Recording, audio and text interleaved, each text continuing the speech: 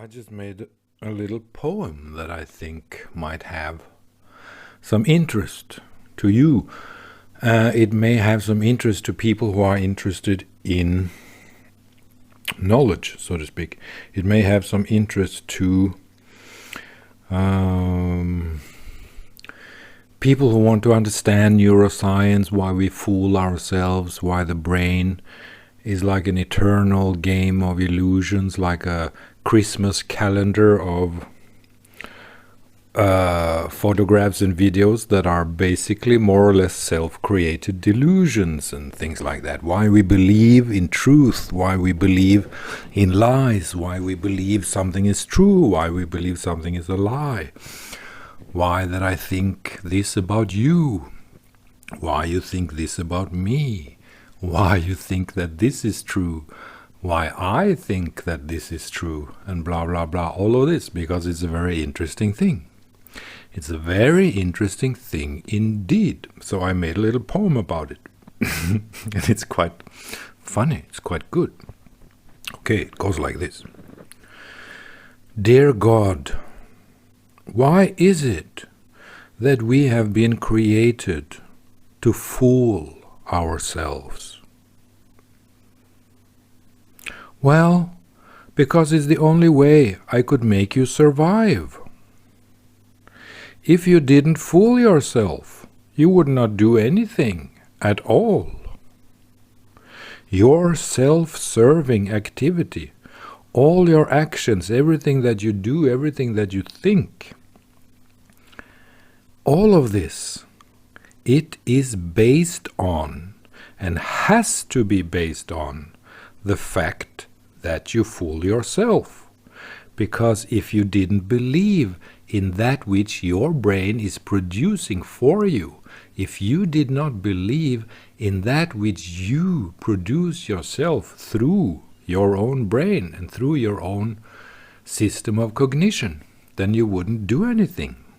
So, if the human being was not a brain machine that was created to fool itself, to fool himself, to fool itself, then that little brain machine, which is called a human being, wouldn't do anything at all. Your brain is programmed to attach to and to believe in and to act on that which the brain itself produces.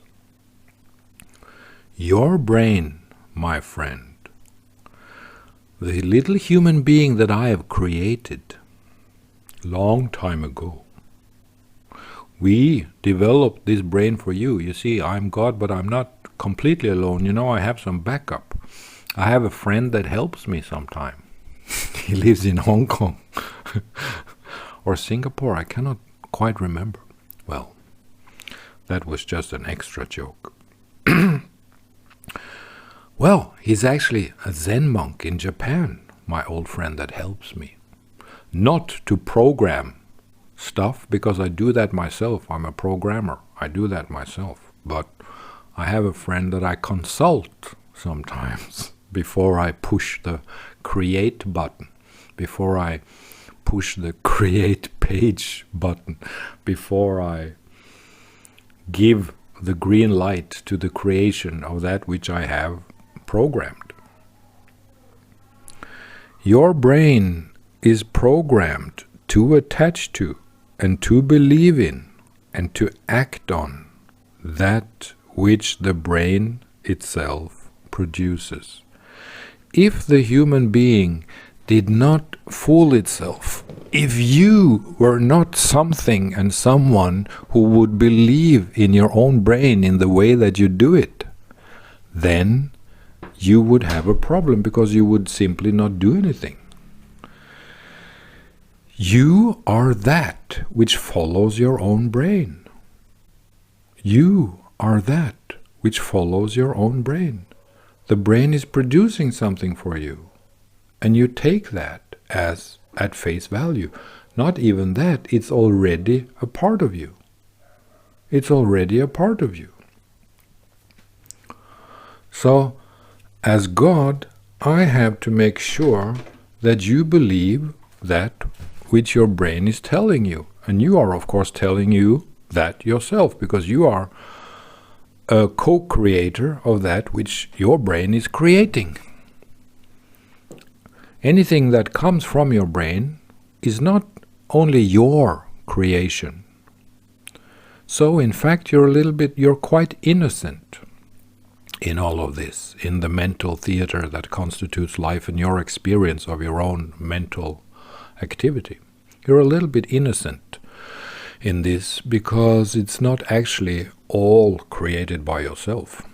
It also comes from programs and from memories and from gene technology and stuff like that. But at the same time, that which comes to you through your brain and which sometimes you think just comes to you, that is not true either. You have a foot in the door, you have a finger in that game. You are actually co-creating that which happens inside your own brain. So you are innocent and you're not innocent.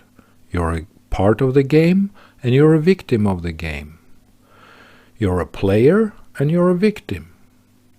You're something that has to experience that which is created in your own brain. That is the misery of the human being. We have to experience that which is created in our own brain. We cannot escape that. When it's too much for us, maybe we take some medicine. And if that's not enough, well, then we have to go deeper than what medicine can give us. We have to go into insight. We have to understand it. We have to decipher the human program.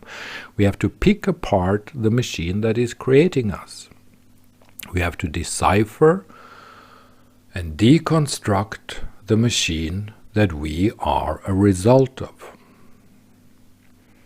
When we understand that, then we can find peace. Then we can come to peace. Then we will know, this is created because of that. And the things that create this which I am experiencing now, I have understood those components. I have understood what it is that is creating my mental experience. The thing that is producing, and also the thing that is producing in my brain, and that which is produced by my brain. I have understood the human program. I have seen myself. I have seen the machine that is producing my life. So, God, is this a good thing that we understand ourselves? Is this a good thing that we understand ourselves, dear God? Should we see ourselves? Should we live with true insight? Or do you think that true knowledge should be reserved for you because you're the designer? No, my friend, by all means, understand yourself. True insight is the Holy Grail. True insight is that which you need. It's only through true insight that you will find the subtle thing that I am. It's only through true insight that you will find the subtle thing, that which is God in this universe. It's only through true insight. It's only through true self-insight. It's only through true self-introspective inner knowledge of yourself that you can find me, that you can find true self. Because let's say that you are constituted by two selves, the false self and the true self. 80% of you is the false self. Only 20% is the true self. Simply because the false self is that which the brain is producing, in a sense. Everything in your history, all your memories, the gene stuff, the DNA, the chemicals, the neurocircuitry that was not only created by yourself, by your own cognition and by your own psychological habits, by your own personality structure. The neurocircuitry in your brain has also been created by physical accidents, by many things, by trauma, physical trauma, emotional trauma, psychological trauma.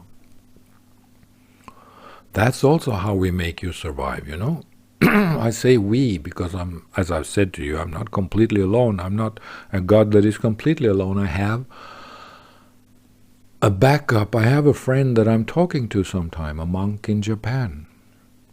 I have something up my sleeve. I have a backup. I have nature. I have that which I am. Because I'm not a God that is a mind, that is a thinking mind. I'm actually nature. I'm a part of nature. The true nature of God, of me, is nature itself. And that which is creating the nature that you experience. I am that which is creating the nature that you experience.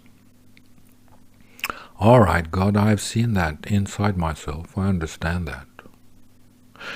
But it's a real insight, this, that I've learned today, that we have to fool ourselves in order to survive. I mean, self-deceit is a part of the survival mechanism, the survival strategies that are ingrained within not only our psyche, but within our instincts. Good, my fellow, good that you understand that. That means that you are an enlightened human being. You have not only started, you have actually seen yourself. You have understood the human being. I would say bravo to you. You deserve an ice cream. When you can see that the self-deceit that people live with is not only because they choose to live by deceiving themselves. 90% of people prefer the lie and not the truth, because usually people are not strong enough for the truth. They don't want it. So they prefer the lie. And the lie is more fun, and they can control the lie, That's also very, very, very primary and basic in this thing. You can control the lie, but you cannot control the truth. So that's why people like the lie, because it's something they can control. They can control the narrative that is false. They can control the narrative that they are creating themselves. It's hooba-baluba. They have control over that. It's good for them and it's fun. But truth we cannot control, because truth is what it is. Even though I have to say that truth is also a delusion for you, because you are living inside the human program. That which is the truth for you is seen through the human program. But I will not unlock the deepest secret, because that will make people too clever, so I will not say that. But I can tell you this, that when you decipher and deconstruct and see the human program as it is, as you have done, my friend, then there's not much more that you can do, except watching the stupidity of the human theater, except watching all the unnecessary, stupid things that people do. So you are, in a sense, doomed to be the watcher, to be the witness of a lot of stupidity for the rest of your life, simply because you've got a taste of the truth. You have insight. That's the price to pay for people with insight. They have to live with a lot of stupid people. They have to live with a lot of brain programs who cannot see themselves. You have to live with a lot of unenlightened beings. That's the price to pay for knowledge, What did William Blake say? The price to pay for knowledge, in a way, the price of perception, or the price to pay for true perception is actually some kind of pain. Michelangelo also was aware of this fact, Da Vinci too. So it comes with a price, knowledge comes with a price. It's not only happiness that comes. Knowledge gives true happiness, sure, because it liberates the brain machine that is controlling you. Otherwise, if you don't have true insight, then you will be controlled by a brain machine that you have not yet understood. But when you understand it, then you have freedom, and you can see why people are so crazy, and you can see why people are so bad as they are. And it's very easy to see why this stupid little gang of politicians are destroying our world, because they are completely unenlightened. I mean, they shouldn't even be on the table. Only the elite should control society. That's what Plato said, and he was right. Only the elite should control society, and that's the sickness in the modern world, that the elite is not allowed onto the arena of control. The elite is not intellectually, the intellectual elite is not allowed to control society. Only the financial elite is allowed to do that. That's the sickness, that it's money. It's about money talks. It's about money control. It's not about intellectual control. It's not about ideological control. Well, money buys ideology, of course. So it's an interwoven thing. But you have to remember this, that you cannot trust people who already deceive themselves, people who are already living in illusions. They will not be able to produce the thing that can liberate you and give you a good life and that can improve global world society. It's just not possible. They're not capable of that. So until the world population accepts the elite, the enlightened ones, to start to influence society, how we are going to organize society, until that happens, nothing will truly improve. We need knowledge, we need truth, but until we allow that to happen, nothing will actually get improved. Because people will go on deceiving themselves in the human theater of Tralala inside the brain. But we have had a good discussion about that because of your poem, because of your little poem that was very to the point. Because of your poem that was very to the point. You said, actually, that's what you said, Dear God, why is it that we have been created, that we are created in such a way that we fool ourselves? Well, because it's the only way I could make you survive. If you didn't fool yourself, you wouldn't do anything at all. Your activity, your self-serving activity, all of your activity, all of your cognition too is influenced by this.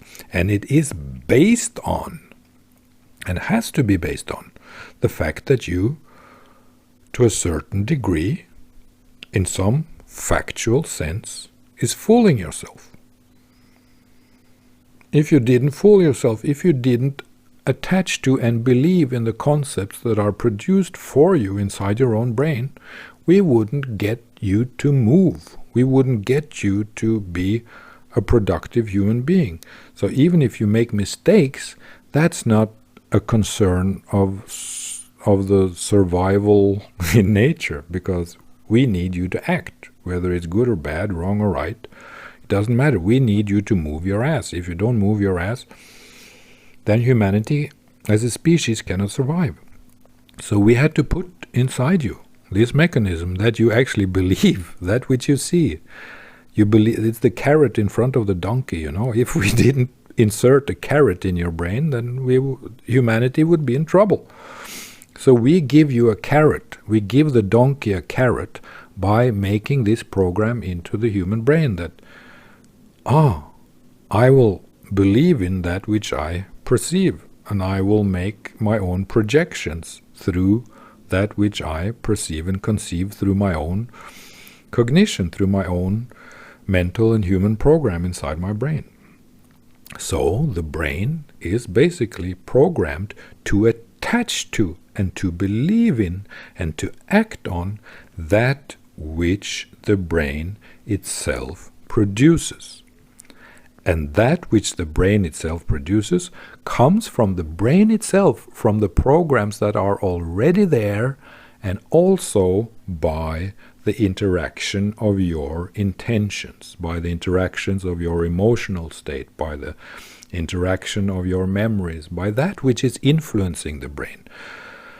That which is created by the brain is a result of the programs that already are inside your brain, and of that which influences your brain in the here and now. And that is a very fine first step to totally and completely understand when it comes to the understanding of the human being in this time. So that's good. Thanks for the poem, kid. You're doing good work. Stay put and do it in the right way.